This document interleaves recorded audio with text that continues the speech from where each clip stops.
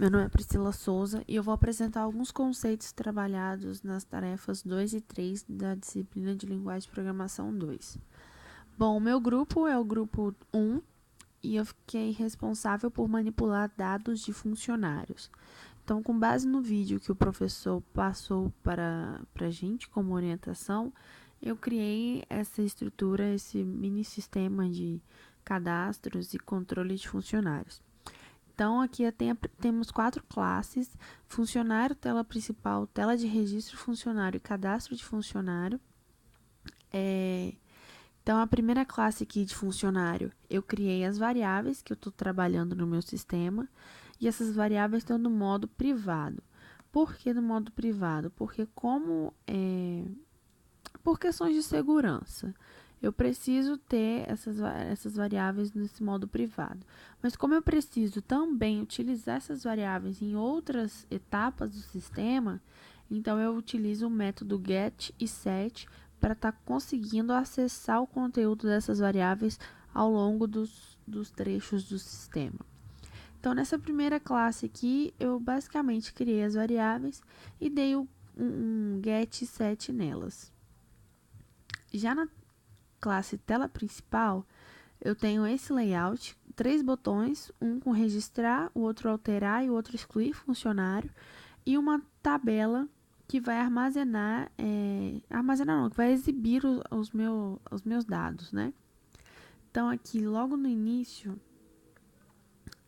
dessa classe, eu primeiro formato a tabela, porque essa tabela vem com esse padrão de título. Então, para que eu consiga alocar em cada coluna correta cada informação, eu crio um vetor de funcionários e dou para a tabela códigos, colunas fixas do meu vetor, que eu sei que são informações que não vão ser alteradas. Então, eu posso manualmente vir e criar essas colunas aqui para que, quando executado, ao invés de título 1, 2, 3, 4, se exiba as colunas do meu vetor. Fazendo isso, eu venho aqui na minha classe tela principal, aí já é dentro do formulário, eu busco toda essa minha coleção de funcionário nessas informações e no meu construtor eu inicializo os componentes e defino e chamo a função de definição de manipuladores de evento. Vou falar um pouquinho dela, que ela tem como função realmente trazer para cada botão desse aqui uma ação. Então, por exemplo, esse botão de registrar funcionário, eu dei um action listening e eu disse para ele que ele vai ter que executar alguma tarefa. No caso aqui, é chamar a tela de registro principal com o formulário em branco para ser preenchido.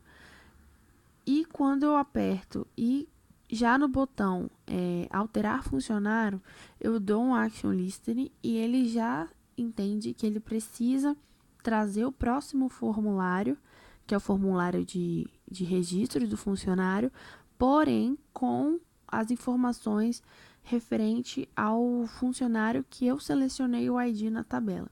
Então, referente à linha que tiver aqui, ele já vai me trazer a próxima tela preenchida com os dados desse funcionário. Nessa etapa do código, eu pulei um pouquinho, mas nessa etapa do código aqui é só alimentar algumas informações, né? Inserir 3 funcionários na minha coleção e aí foi de forma manual mesmo.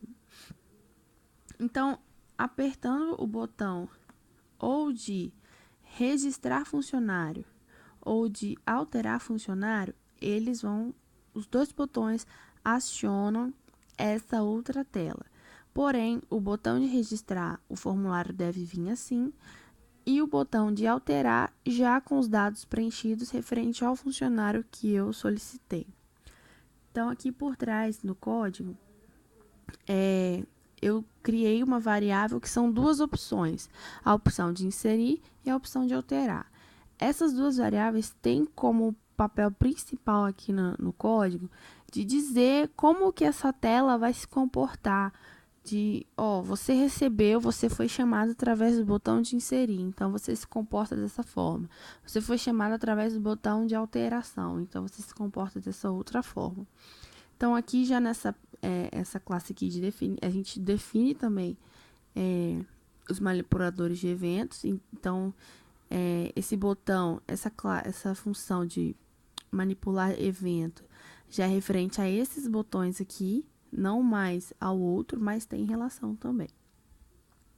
E aí, o que ele verifica aqui? Se essa tela foi chamada pelo botão alterar, o botão na tela principal, se o botão alterar, ao clicar aqui, eu chamei essa tela, então ele já me traz as informações referentes ao ID do usuário, que estava na tabela que eu selecionei, e todas as informações que tem linkada nesse ID.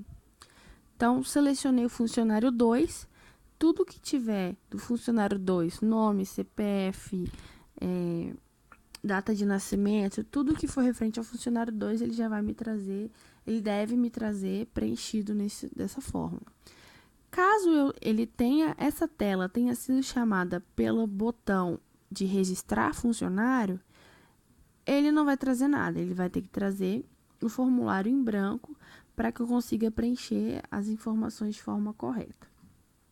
Feito o preenchimento do formulário, seja para inserção, seja para alteração, eu vou ter que validar esses campos. Como que eu valido esses campos? Através dessa função de formulário válido, que foi a tarefa da semana 3, que com base lá no vídeo de orientação que o professor passou, a gente conseguiu, eu consegui analisar alguns casos aqui que se encaixariam, porque lá no vídeo ele trabalha com o aluno, e aqui eu estou trabalhando com funcionário. Então, por exemplo, o caso do CPF era um caso que não tinha descrito no vídeo, então, mas deu para resolver com base no que a gente já tinha visto nos outros casos.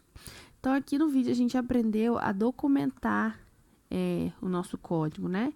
Então, aqui a gente cria uma explicação referente a essa função. Então, eu sei que o formulário válido tem essa descrição e ela tem como função verificar se os dados digitados correspondem ao registro válido de funcionário. E cada campo desse formulário tem um critério.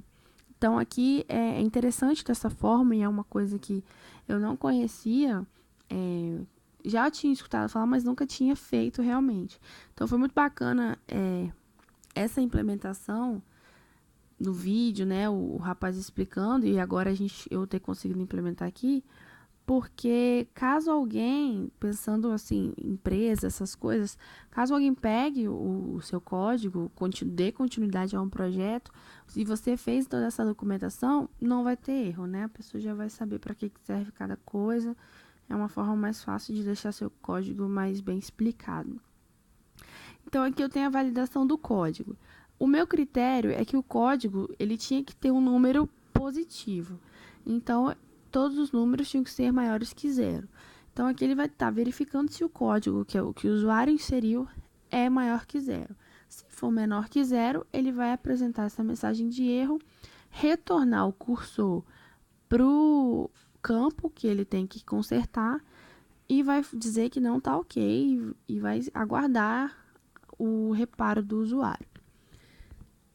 Já no nome, o meu critério, como né, o meu trabalho é do funcionário, manipulando dados de funcionário, o critério para o nome é que ele tinha que ter 3 ou mais caracteres. Então, aqui ele verifica que o que o usuário registrou no campo nome, retira os espaços, verifica o tamanho que sobrou. Feito essa análise, ele verifica se é menor que 3, os caracteres. Se for menor que 3, ele vai apresentar uma mensagem de erro para o usuário. Caso contrário, ele aprova. Validação do CPF, que era o caso que não tinha no vídeo, né? Ele verifica também o que o usuário colocou, retira os espaços e vê o tamanho. O CPF, por padrão, tem 11 dígitos. Então, ele verifica se tem 11 dígitos ou se é menor que 11 dígitos ou se tem letras, né? Se tiver letras, ele não valida, ele apresenta uma mensagem de erro, ou se tiver 11 dígitos, menor que 11 dígitos, ele também não valida. Então, e apresenta essa mensagem de erro para o usuário, né?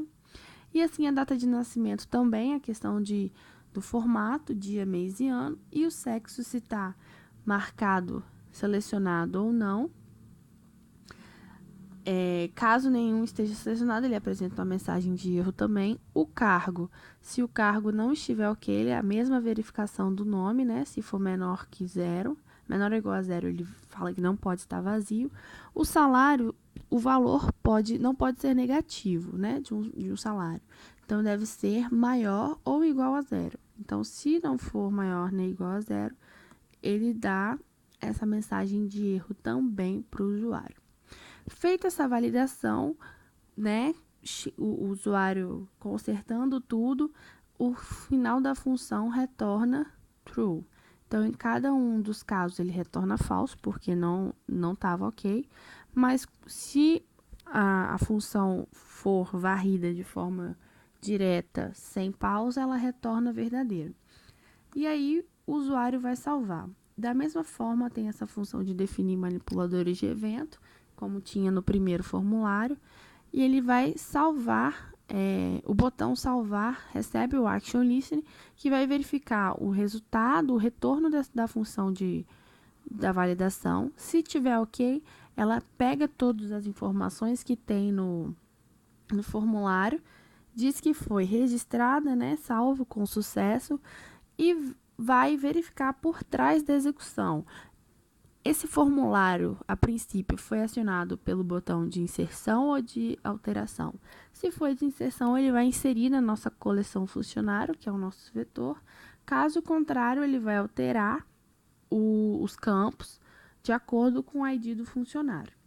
Então, é basicamente isso que faz essa tela de registro de funcionário. E a tela de cadastro, cadastro de funcionário, ela que é o nosso main, né? Ela chama a tela principal, que é onde começa todo o fluxo de navegação dentro do sistema. Então, foi isso o trabalho, foi essa lógica usada durante essas duas atividades, com a ajuda dos vídeos de apoio. E eu achei muito interessante porque tinha muitas informações, muitas coisas específicas do Java, até mesmo às vezes da programação orientada a objeto, que eu ainda não sabia. Então, para mim, foi de grande valor todo esse trabalho. E é isso. Obrigada.